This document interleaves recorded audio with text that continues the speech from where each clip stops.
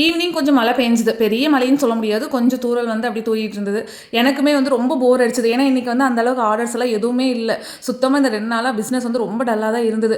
எனக்கு வந்து பிசினஸ் இருக்கிற டைம்ல நம்மளுக்கு வீட்டு வேலை ஜாஸ்தியா இருக்கிற மாரி இருக்கும். இந்த மாரி ஆர்டர்ஸ் எல்லாம் எதுவும் இல்லாத டைம் வீட்ல வந்து எந்த வேலையுமே இல்லாத மாரி இருந்தது. எனக்குமே ரொம்ப போரிங்கா இருந்தது. நம்மளோட இந்த பேக்கிங் பிசினஸ பொறுத்தவரைக்கும் ஆர்டர்ஸ் அப்படிங்கிறது சில டைம் வந்து 2 டேஸ், 3 டேஸ்க்கு முன்னாடியே சொல்லுவாங்க. சம்டைம்ஸ் வந்து மோஸ்ட்லி திடீர்னு தான் ஆர்டர் சொல்லுவாங்க. இப்ப ஈவினிங் வேணும்னா மதியம் கூப்பிட்டு சொல்லுவாங்க. இல்ல மதியம் வேணும்னா மார்னிங் கூப்பிட்டு சொல்லுவாங்க. சில பேர் வந்து ஈவினிங் கால் பண்ணிட்டு எனக்கு ஒரு 2 ஹார்ஸ் 3 ஹார்ஸ்ல கேக் வேணும், ப்ரௌனி வேணும்னு சொல்லிட்டுலாம் கேட்பாங்க. ஸோ அந்த மாதிரி இன்னைக்கு ஏதாவது ஆர்டர் வந்துராதா அப்படின்னு சொல்லிட்டு ரொம்ப வெயிட் பண்ணிட்டு இருந்தேன்.